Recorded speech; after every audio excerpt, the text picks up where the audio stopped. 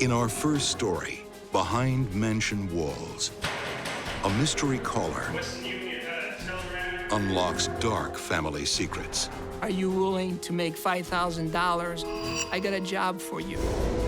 I said, but I know you're guilty, and I'm gonna get you. And later, cold-hearted greed Look at the figures. tears the ties that bind. He fled this country and was running basically for his life. Somebody help! He's an evil person, no doubt about it. Please. I'm Christopher Mason. The story of Cain killing his brother Abel is said to be the first recorded murder in human history. And behind mansion walls, little has changed. A family feud can still take on biblical proportions.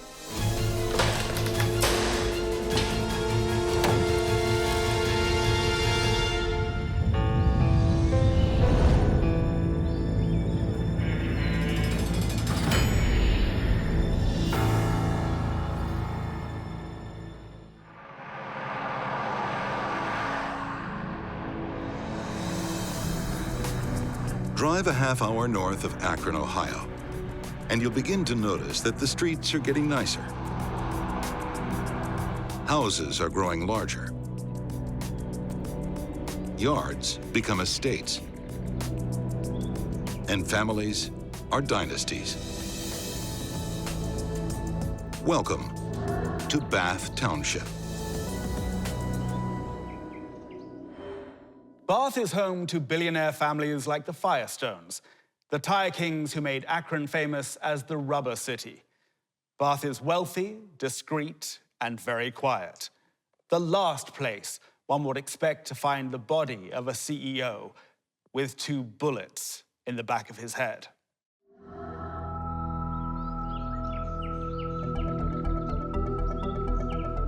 Sunday morning, August 10th, 1980. Police rush to a family home on an exclusive street. When we entered the house, the first thing I observed was a male laying down on the floor, face down. Right in the entranceway, a dead man lies in a pool of blood. What do we have here?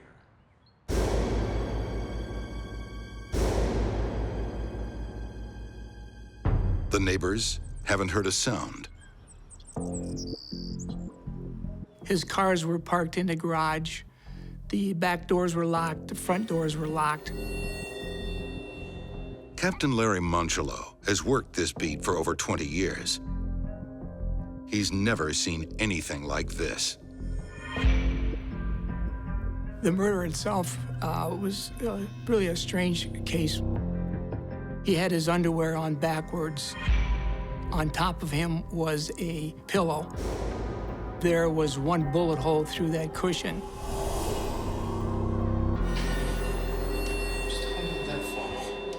The dead man is Dean Milo, age 41. Father of 3 and a self-made multimillionaire. Yeah, that's fine. Do that. President of the Milo Barber and Beauty Supply Company. He had approximately 97 stores east of the Mississippi along the East Coast. He was a very wealthy man, worth $48 million. Good morning, Dean. Here's that document that... Milo Barber and Beauty Supply is a thriving family business. Dean Milo is a co-owner with his sister Sophie and brother Fred. A lot of people really liked the Milo family. They were well known and they were well liked in this community because they were such hard workers and they showed other people that, you know, success was something that they were going to do.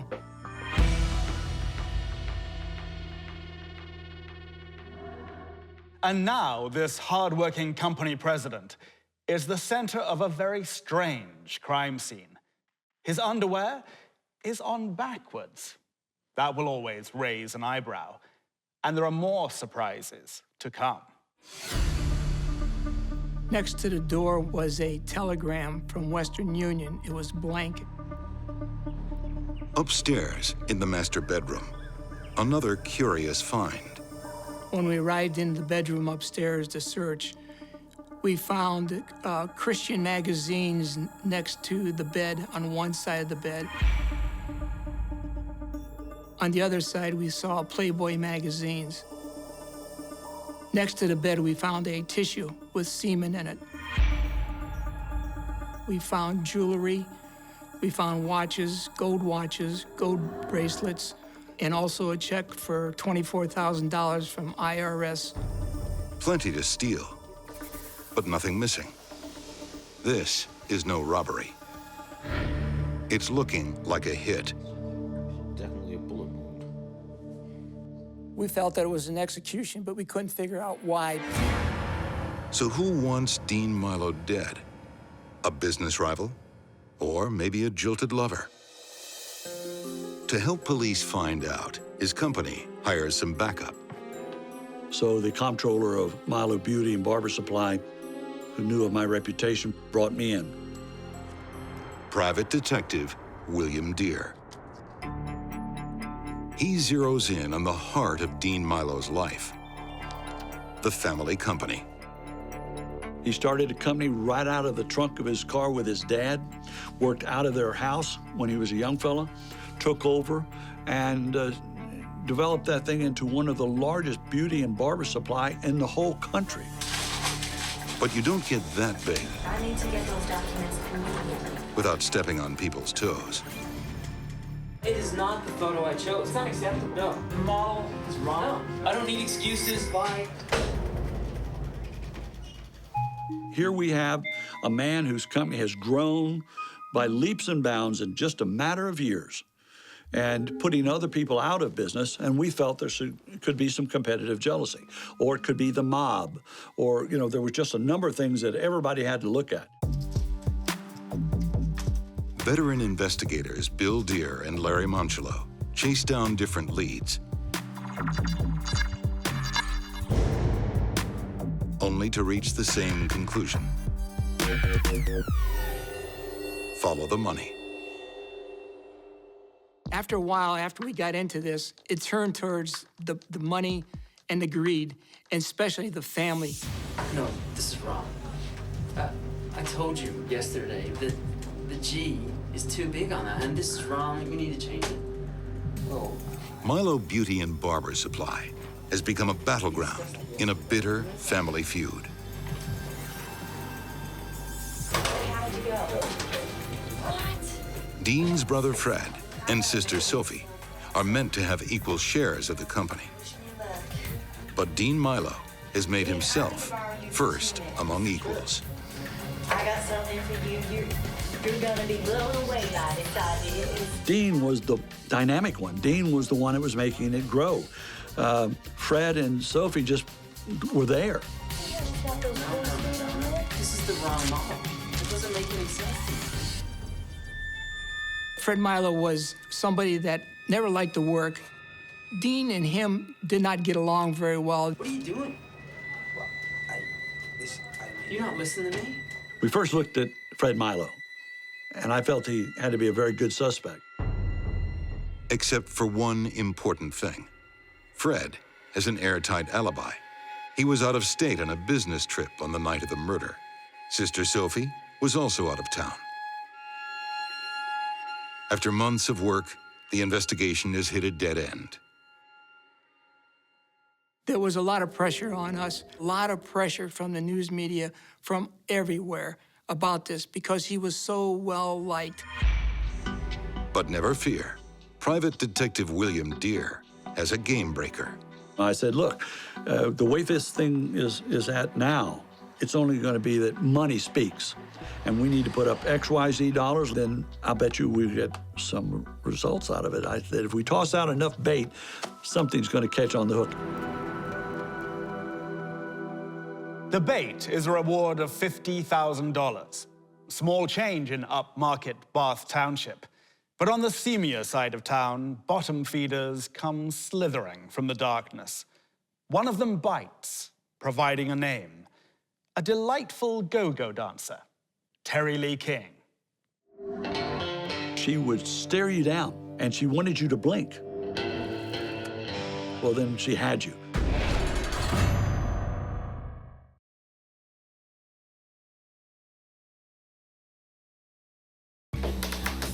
Meet Terry Lee King. Go-go dancer, cocaine addict, drug courier, and married mother of one. I want to know what I'm doing here. Why have you even brought me here? Answering a few questions for me and then we'll get you. A fellow street criminal has given her up in the hope of scoring a $50,000 reward. He says Terry Lee was trying to hire hitmen to take out Akron millionaire Dean Milo. Terry Lee King said to the guy, "Are you willing to make $5,000? I got a job for you." And the guy asked him what the job was. She says to eliminate a well-known businessman in the Akron area. To catch the killer of a rich man, one occasionally has to dirty one's hands in the unseemly side of life. Terry Lee King is many things. Junkie, drug mule, working mom. She may even be a stripper with a heart of gold. But one thing she certainly isn't is a snitch. Do you know who these people are? We felt that Terry Lee King was going to give us a confession. Well, we were wrong because Terry Lee King was very hard. She was not going to tell us anything. She would stare you down, and she wanted you to blink. And I could watch it through the window, how two of them interviewed her, and they'd go like this. Well, then she had you. Her pouting lips are sealed, but her past is doing the talking for her. Terry likes to do cocaine with her lawyer, Barry Boyd. And Barry has powerful friends. Terry Lee King led us to Barry Boyd, the lawyer. Her lawyer, and also the lawyer of his close friend, Fred Milo. You're wasting your time and mine because I had nothing to do with it. Shut up, drug dealer. Is Fred Milo's lawyer bankrolling Terry Lee King's search for a hitman? There's no proof. We gave him 2 polygraph tests. Both of them were inconsistent. But the second test, I knew we had him. I could see some emotion at different times coming from his face. I said, "But I know you're guilty, you son of a bitch, and I'm gonna get you." And he started to shake, and I knew I had him. Then, another informant confirms that Barry Boyd offered $5 grand as down payment for the hit. And Barry is under arrest. Once we got Barry and got him to jail that night, he hollered at me as the doors of the jail cell closed, and he said, Bill, come here, I'll tell you everything, everything."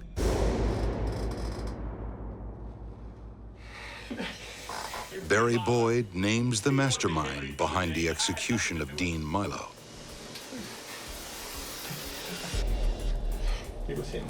Dean's own brother, Fred. It was Fred Milo. He told us that it was Fred Milo that was behind this whole thing, that wanted his own brother killed. Fred's anger had been building for some time. They had a lot of fights. And back in 1979, Dean Milo was in Boston at a conference, and he learned that Fred Milo and Sophie, the sister, withdrew $150,000 each out of the bank for no reason at all. Dean Milo thinks his own siblings are bad for business. He said, "Look, you're all fired. Go home. I'll send you your check, but I don't want you here. I will make you guys millionaires. Just stay away from me, and you have nothing to do with this company from now on." Fred couldn't take that. He wanted to control that company. Fred and Sophie Milo are furious with their big brother. Lawsuits start flying between family members. It became crucial between them who was going to be control of this company. And at that point, Fred decided he wanted to be in control of this company and not Dean. Fred Milo's solution is murder. Fred had told Barry Boyd that you get him killed. When you have him killed, I will then make you the corporate lawyer. Barry Boyd also sells out his go-go dancing friend, Terry Lee King. Confronted with the truth, Terry Lee's luscious lips finally start flapping. He gave me some money for a gun. Slowly, but systematically. He told me to hire a hitman. The pieces are slowly but surely systematically falling into place. Soon, there's enough evidence to arrest Fred Milo for conspiracy to murder. We went to Fred Milo's house, knocked on the door. I told Fred Milo that he was under arrest for aggravated murder of his brother. At that time, I looked over at him, and he had wet his pants. Fred has another surprise. At his murder trial, he pleads not guilty by reason of insanity. The reason he pled not guilty by reason of insanity was that his brother drove him to this crime by his conduct against the family. Business should be run by all of us, not just you. You have no idea. You gotta take a good look at yourself. Dean not only was treating his brother and sister improperly, he actually treated his parents improperly, which, being a family, an Albanian family, was the ultimate insult. He was no longer respecting his parents. I think that because of the culture of the family, that he was under pressure to correct the problem. But does that pressure drive Fred insane, or just turn him into a killer?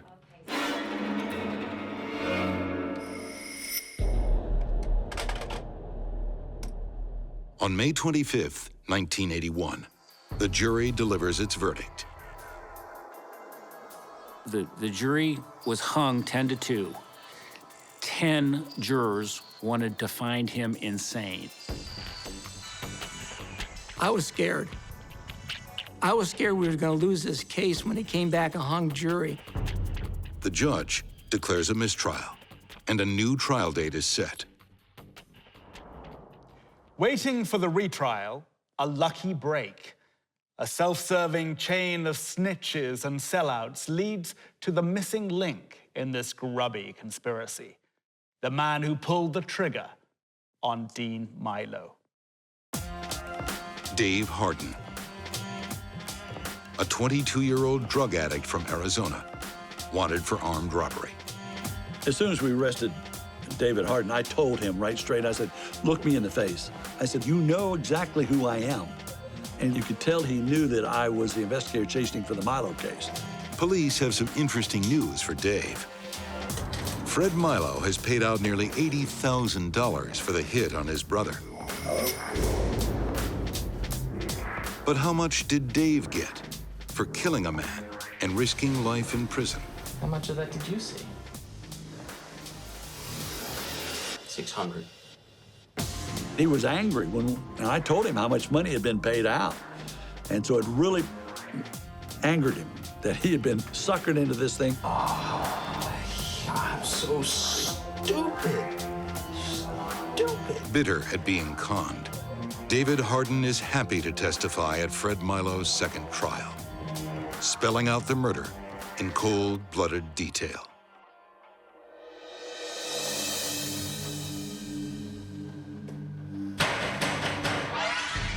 1 a.m. Sunday, August 10th, 1980. David Harden went up to the house. He rang the doorbell.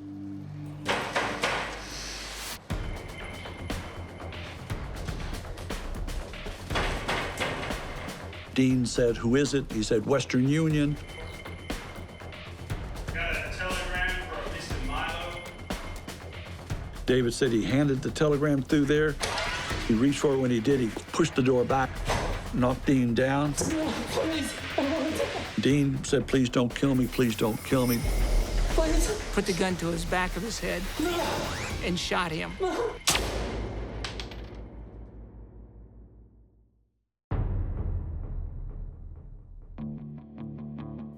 David Harden went in and got a cushion, brought it back out, put it on top of his head, and shot him the second time.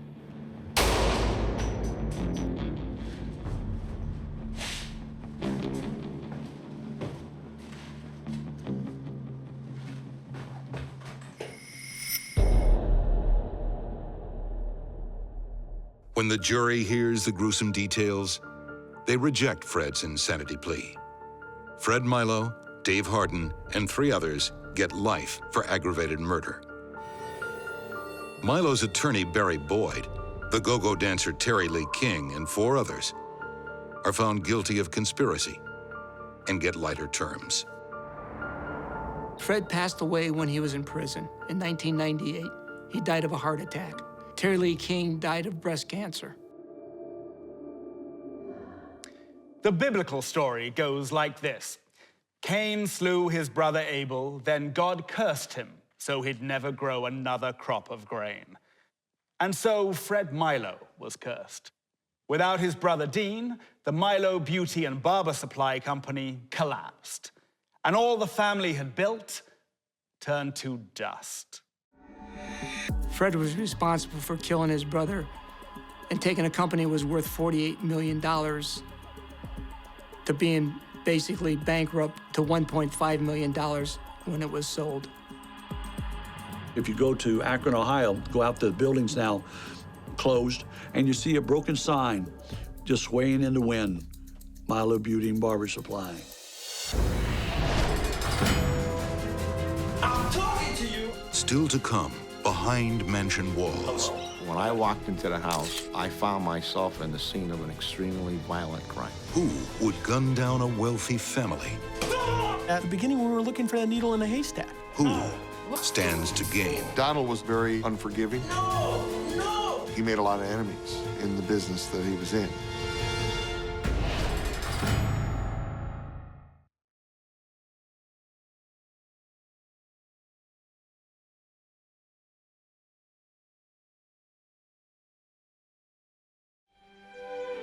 In the world of the wealthy, there are different kinds of money.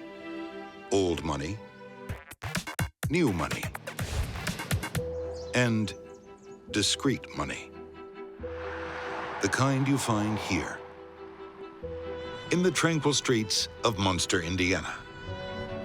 I think a lot of people have moved here or live in this community because of the safety and the good schools and just the community atmosphere that we have in our little town. Very affluent neighborhood, beautiful homes, big trees, you know, a very well-established neighborhood outside of Chicago. Not known for violent crime at all. Help! Help! Until November 9th, 1989. Somebody help! When a blood-spattered man goes running down 35th Street. He was bleeding pretty bad. Help! He shot my mom! Help! That just doesn't happen in a place like Munster. There was a bit of a panic because they saw this guy coming in with blood all over. And he was trying to get a telephone. That blood-stained young man is Mark Levine. Shot dead on the floor of the family home are his parents, Don and Marcia. Mark is the only survivor and heir to a family fortune of $25 million. Is it okay if I talk to you? Yes, we do, please. When police arrive, Yale Law graduate Mark Levine tries to make sense of what happened. That morning, the family planned to drive to Chicago, where Mark was to be sworn in to the Illinois bar. At around 8:50 a.m., there's a knock at the door. Hello? I've got a delivery for you. Oh, sure. You'll need to sign for it. Yeah, okay. In his hand, he had the FedEx package.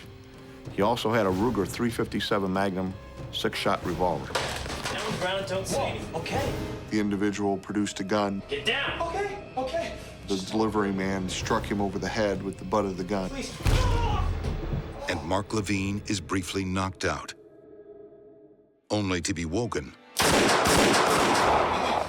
by gunfire. It was very brutal. Both of the Levines were shot twice at close range with, we determined to be a .357 handgun. By this time, the son, Mark, had actually gotten up, gotten his balance, and was running across the street. Help! Somebody help! I shot my mom! When I walked into the house, I found myself in the scene of an extremely violent crime. There was no evidence that anything had been taken from the house as a result of a robbery. And the purpose of the person who shot him was for no other reason than to kill him. The Munster PD has a suburban assassination on its hands. And the first question is, who would want Don and Marcia Levine dead?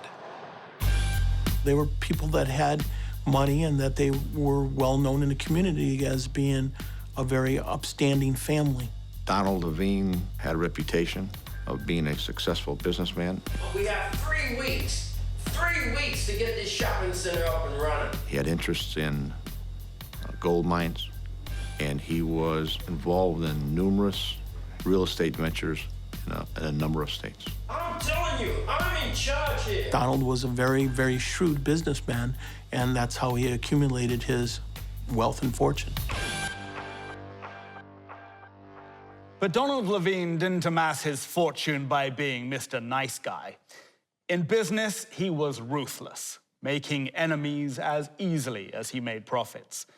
His sister-in-law gave him a nickname, Darth Vader.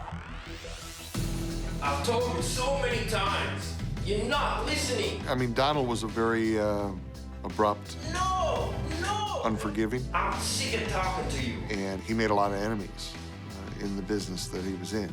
Who did Donald make mad enough to do this to him?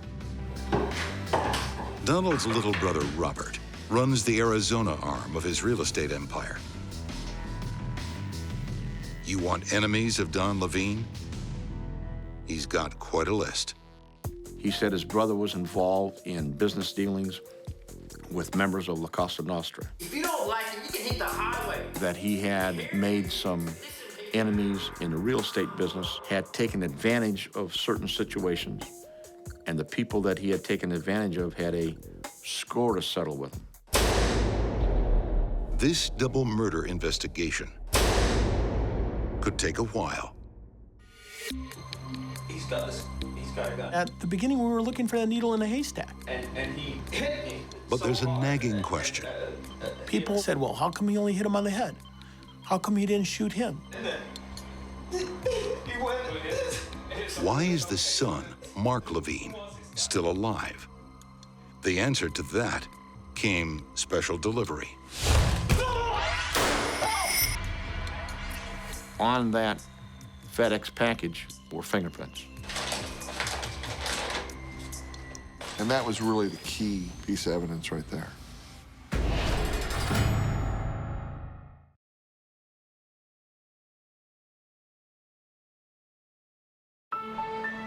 November 1989. Indiana millionaire Don Levine and his wife Marcia are shot dead in their own home.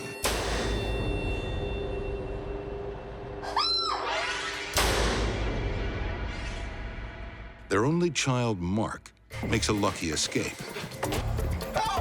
He gave us not a good, but an excellent physical description of the person who killed his parents. He was, about a head higher and a beard. He looked like Grizzly Adams, the former TV show. He had this big bushy beard, almost like a mountain type man. He was a big, huge guy. The Grizzly Adams killer, a giant of a man. It's certainly a frightening description, but it still doesn't answer the question. Why was he there? Why did this bearded monster let an eyewitness live to tell the tale? Mark was a suspect because he would have stood to benefit from the death of his parents, because he would have been left with the estate. They were financially well off to the extent of around $25 million value. The biggest clues in this murder mystery have been accidentally left behind by the killer. The killer runs out of the house. He forgets about the package that's laying on the floor. The package is the hitman's prop for his disguise as a delivery man. It's covered in fingerprints, and it contains an important clue, a map. On the map, it basically shows the route from Midway Airport to the house in Munster.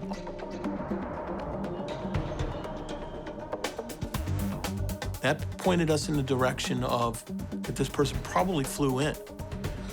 If he flew in, he needed a vehicle. Eyewitnesses in the neighborhood saw the killer drive off in a Chevy Corsica.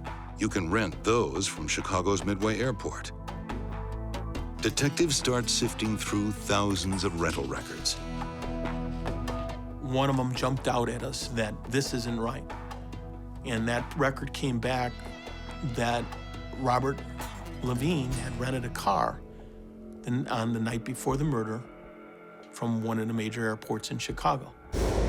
Robert Levine, Donald Levine's younger brother and business partner. When we started looking at Donald and Robert, we noticed that they weren't the both loving brothers that was originally portrayed. In the aftermath of the murders, Robert Levine told investigators he was devastated by his brother's death and very concerned about his nephew, Mark. He did neglect to mention one thing, however. A few months earlier, he and Don had a brotherly brawl that can only be described as apocalyptic. Robert, look at the figures. Donald found out and believed that Robert had embezzled some money, significant money, from the company. What is going on? Look at those figures. Donald Levine told any and everybody that would listen that his brother was a thief and that he should go to jail. Donald came down very hard on Robert, and Donald ended up making him back to just a paid employee. So he went from being an equal to being someone that worked for his brother. Get out of me! Get out of me! His pride injured, his bank balance hurt. Robert Levine has many reasons to hate his brother. But on the morning of the murders, he is 1,600 miles away in Phoenix, Arizona. Robert clearly said, I was in Arizona. I had nothing to do with this. And the getaway car rented on his credit card? Robert explains that card had been stolen. But the detectives from Munster, Indiana, are methodical, tenacious police officers. They will check every detail, no matter how small. So when we get a copy of that rental agreement and it gets down to the line where they need a home phone number, and that's probably where our first big break came in. The telephone number did not match Robert Levine's. The phone number comes back to Bruce McKinney. And Bruce McKinney is somebody we hadn't heard about ever before. But Bruce McKinney is known to Arizona police, who'd once arrested him in a minor drug bust. He has a record. Inside his arrest file was his photograph. He also has a beard. Just like the man Mark Levine described as the killer. One of the best matches I've ever seen in my career. The arrest file also holds Bruce McKinney's fingerprints. They were a perfect match for the prints that were on the package. Hello? Within days, McKinney is under arrest again and under immense pressure to save his own skin. We had a darn good case, and they were going to go after the death penalty. Bruce denies anyone else was involved, even though his rental car was secured with Robert Levine's credit card. But Don Levine's surviving son, Mark, is also having trouble coming up with answers. Did you ever tell your Uncle Robert that you'd like to kill your father? There was conflicting testimony from various eyewitnesses about whether the assassin left before Mark or after Mark. No, I mean, no, nothing that was said seriously, so... He did no, not no. attend his parents' funeral, There's a difference between saying something and actually meaning it. which raised a lot of, suspicion. Do you know Bruce McKinney? No. And they gave him a polygraph examination, which the polygraph examiner had concluded was inconclusive. Capturing the gunman will not be sufficient in this case. Detectives must find the hand that pulls the strings. It looks like a family affair, but who? The brother or the son? One of them is about to lose his nerve and show his hand. He knew that we were coming after him. It was pretty obvious. And at that point in time, he disappeared.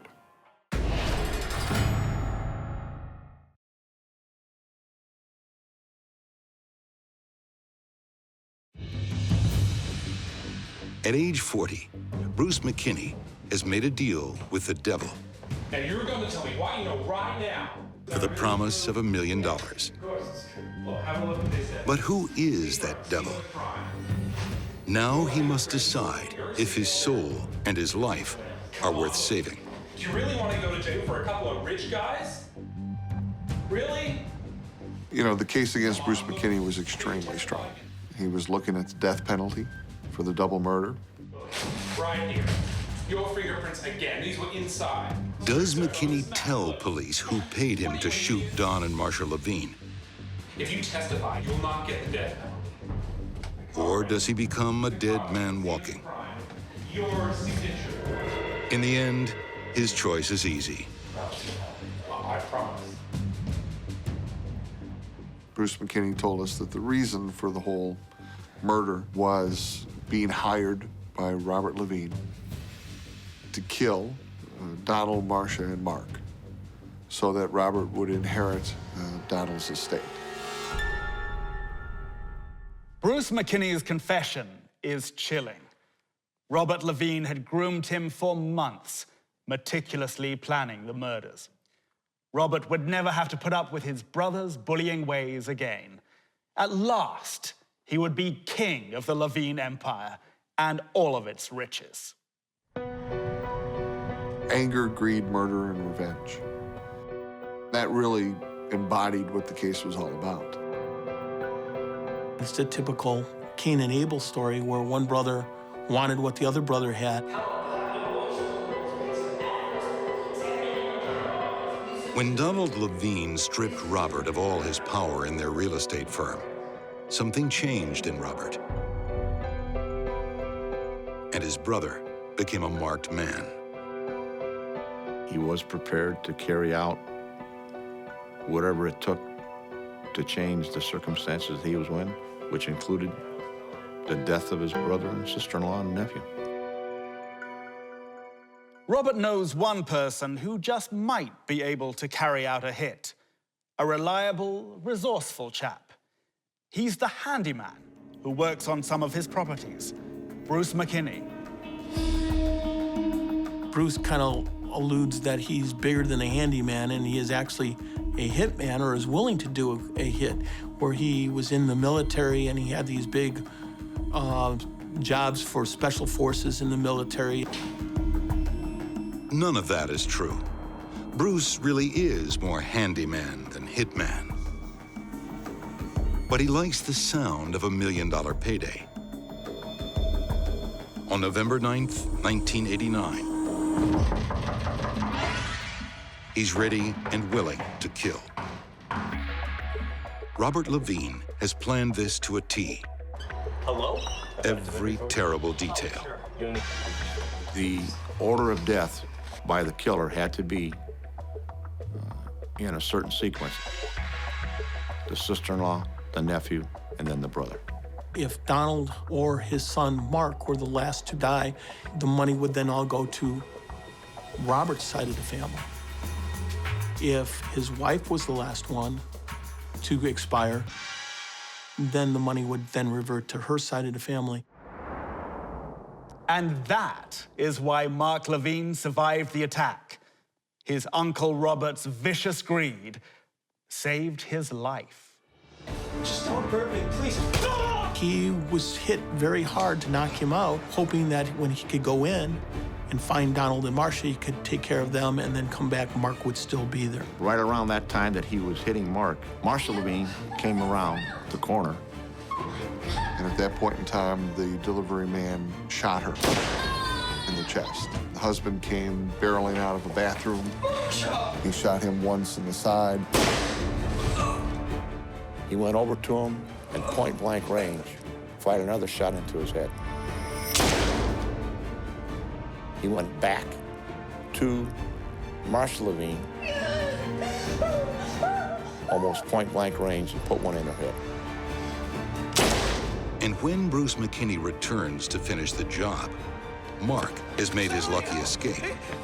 I shot my mom! Help! After all this planning, Bruce has botched the job. He hits the car like, damn, I didn't get all of them like I was supposed to.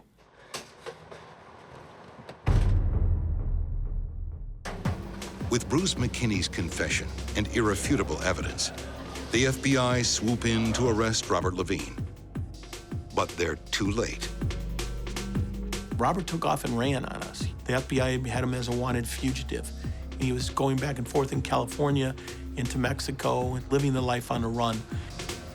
5 months later, Robert Levine finally surrenders. In October 1991, he is convicted of conspiracy and murder and sentenced to life in prison. Robert Levine was and is an evil person, no doubt about it. To do what he did, evil. And Bruce McKinney, the hapless, bearded handyman turned hitman, gets 45 years. In prison, he is in witness protection. But the son who got away will never forget the grisly face of greed. To have witnessed your own parents brutally murdered in your own home and having to find out that his own uncle was responsible is almost beyond comprehension. Brother against brother with murderous intent. The Old Testament tale of Cain and Abel doomed to repeat itself. Fred Milo's jealousy and greed became a motive for murder. Robert Levine lived in the shadow of his brother until he arranged to have him killed. Jealousy may ignite a family feud. Naked greed will take it to the grave. Till next we meet, behind mansion walls, I'm Christopher Mason.